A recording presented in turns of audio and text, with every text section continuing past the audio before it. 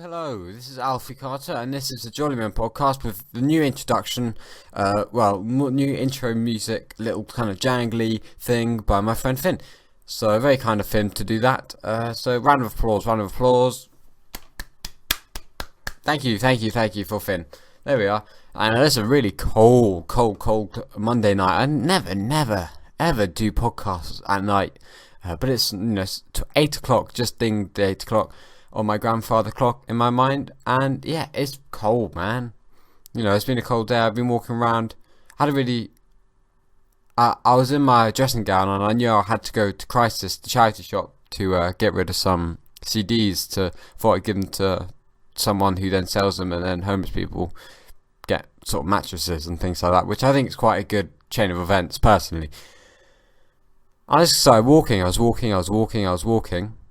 I just kept going. I was wearing my dressing gown outside because it's so comfy and warm. Oh wait, the wash. I just remembered I need to hang up the washing. Oh, for crying out loud! The amount of things that have happened. I just hung up the washing. Oh, and then turns out I keep dropping my earphone. What am I even putting in? I'm not listening to anything. Okay, gonna find my Zen. So, hung up the washing, no problems. We got a new washing machine, and for whatever reason, they didn't include in the mechanism any method of telling you that it's finished. It just ceases to spin. Why? No bleep, no text. It doesn't email you. It doesn't sort of tap you on the back and say, "Excuse me, sir, your pants are now moist and need to be hung up." Nothing. Zero.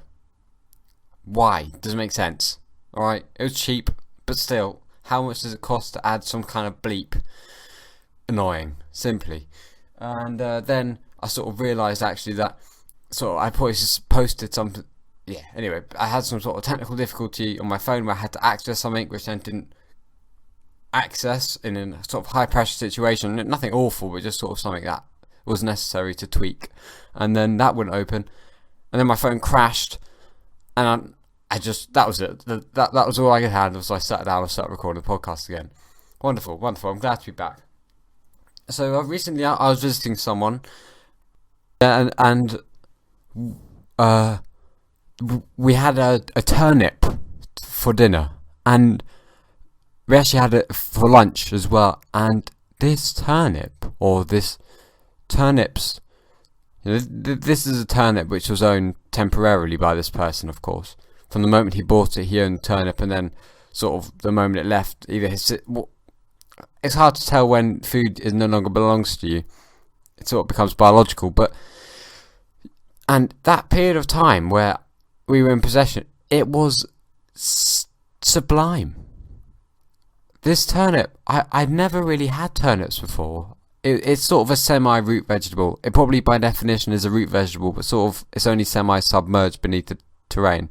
So you're going to have to be quite stingy with your definitions there. And it was, I didn't know what to expect. It's a bit like a potato, but not really at all. Like a really wide and short parsnip, maybe. But anyway, that's what it looks like. It's purple on the top. It's really amazing. Maybe it looks a little bit like a Pokeball. It looks like it's kind of been dipped in purple on the top, and it's kind of pearly white underneath.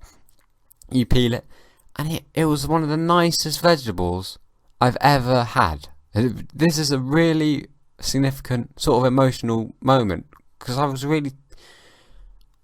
sort of fell in love with the turnip. It was absolutely delicious, and seriously, I went for a walk earlier. I couldn't stop thinking about the turnip and how delicious it was. I went into Tesco's. They didn't have any turnips. I walked for an hour. All of these, I live in this area where it's sort of this really contrasting place where you have chicken shops and then organic shops side by side constantly, every street. Organic mega vegetable, £8 per plum sort of thing, and then mega chicken store, deep fried, obesity, grease lips, side by side. The owners of the shop walk past each other in the street every day. Really strange. And I couldn't find any more turnips anywhere. There were no turnips in Hackney or other areas of London that I may live in. just wonderful. This vegetable, and I don't know how to sauce it. So that's really put a spanner in my works. I sort of had a glimpse of a turnip, and then now I'm never going to be able to find it again. Wonderful vegetable, really. I mean, yeah, it was soft. It was like crunchy but moist at the same time, and sort of buttery and very soft flavour. It would make a staggering soup. I'm sure it made a mash. I don't know. I'm gonna sort of have to sort of find maybe I'll import them myself. Sort of get like the military grade supply package of 100 kilograms of turnips dropped onto my estate by men. You know, who they do that sort of bungee cording out of planes, or like wires, and they sort of come wired down and then unclip themselves and sort of throw turnips over my fence. It's necessary, honestly, it is. They're wonderful. Yeah, and on this walk, this was quite a strange walk. It was the kind of walk that I went on looking for these turnips that you sort of imagine you took. I don't do drugs, genuinely, but imagine if you gave someone some kind of drug, and you gave them turnip, you mind controlled them to love turnips. I was sort of just darting across roads really quickly, walking fast, looking backwards, head twitching, looking for turnips. It was really odd. I've been possessed. I may just, next time I have one, I may just not really like it. Also, last week I went to Tesco's. This is the Tesco section of the podcast. I went to buy butternut squash from Tesco's. Absent. None. Bugged me.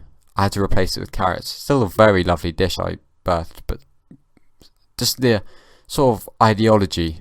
No, it's like the sort of psychological repercussions of entering a shop expecting something to be there and it not being there in like a megastore in the 21st century in London. Why was there not a butternut squash Tesco? Some CEO has to own up. Yeah, I mean, I was a bit spoiled, of course. So I was really sad about the butternut squash when obviously I hadn't planned. Yeah, my fault. Anyway, today on my walk I found loads of butternut squashes. Like, loads. I think I just looked in the wrong place. They're really, yeah. I don't even know what they taste like. I just wanted to put one in the risotto. The risotto is very nice. Needed bacon though. Which is why I did put bacon in there.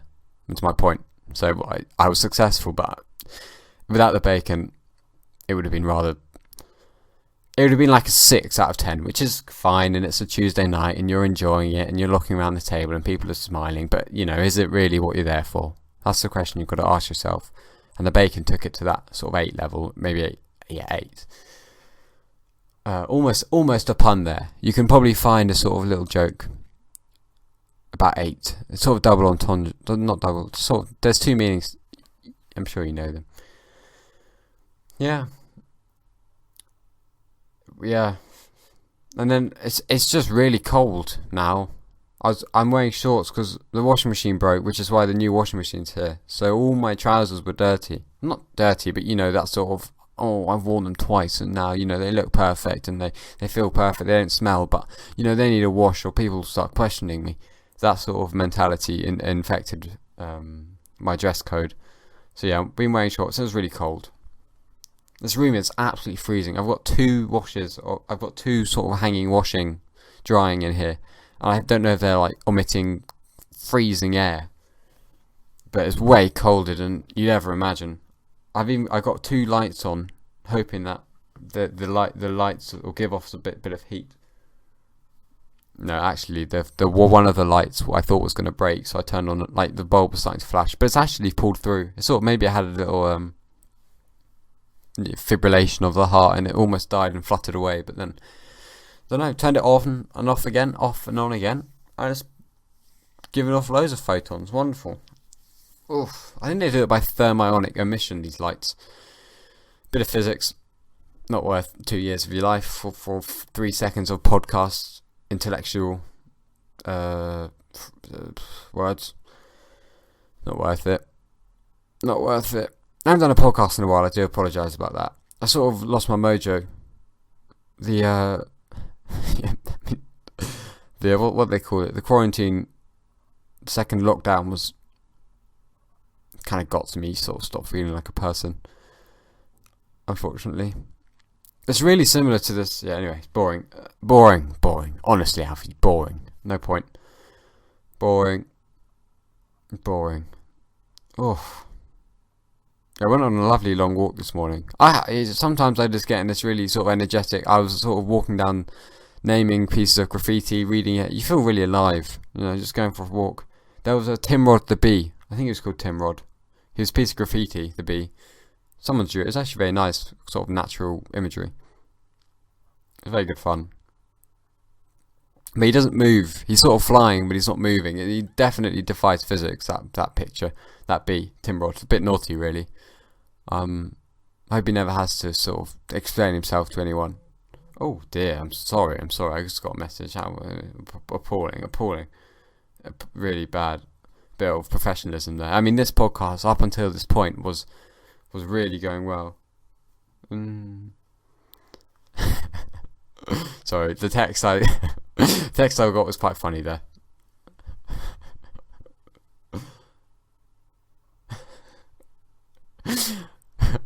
Okay, it was sort of related to the thing I was saying about earlier with the phone.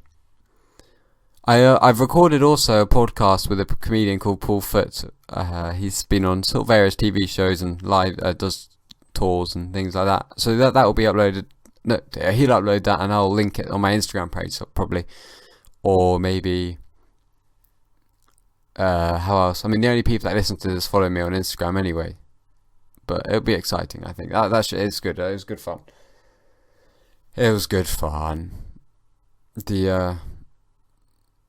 God, people are so funny, man. Honestly, when you got masks, I was walking around with a mask, and people sometimes they have these masks where they sort of go over the nose, and they're like skin tight, and they cover the whole lower half, and the people have coats on, and all you can see is their eyes, and everyone just looks like a superhero, just like a really daft superhero. Like if you see someone who's gone for who wears athletic clothes and they're sort of wearing tight shoulders and they're well built and their sleek black Gymshark clothes and a sleek black mask, and then you see these piercing eyes, and it's just like, god damn, Batman somewhere, Batman, Superman, all these mans. It's really weird. I'm curious if babies in the future are just going to have really bad. They're going to communicate with their eyes extremely well, because all they've seen is little sort of face. They haven't seen any mouths. I wonder if babies at the moment are not speaking as well because they learn from how mouths move. I'm sure I did. Maybe I can imagine myself sort of as a baby lying down looking at people and thinking, oh, see, when I make a noise I just go but then when they make a noise they sort of move their mouth and then it sounds more reasonable. That's the kind of thought I imagine myself to be having as a baby. Obviously I'm probably overestimating my intellectual capacity, but no, come on, that's got to be all the baby's doing, just thinking about how to be like them. Must be boobs as well, maybe. I just don't. Yeah, we can't read minds of adults yet. I mean, we can sort of control them so extremely with media and data and understand pretty much exactly what they're thinking, and then as a result make them click things, which makes us rich. When I say us, I sort of mean extreme corporations, but I just do the clicking, that's me. I just give them the money. But yeah, but my point was that we don't know what babies think. I don't think we've got a way to do that yet. Maybe you can kind of cause people to think things. Like you can sort of show them gore and then you can make them think, but I don't think that's the same. A little bit of psychoanalysis out of the way. I'm going to end the podcast here. So it's lovely to be here. It's very fun, and I hope to see you very much soon. And also there'll be the Paul Foote podcast released. That will be done through him, and I'll make you aware of it.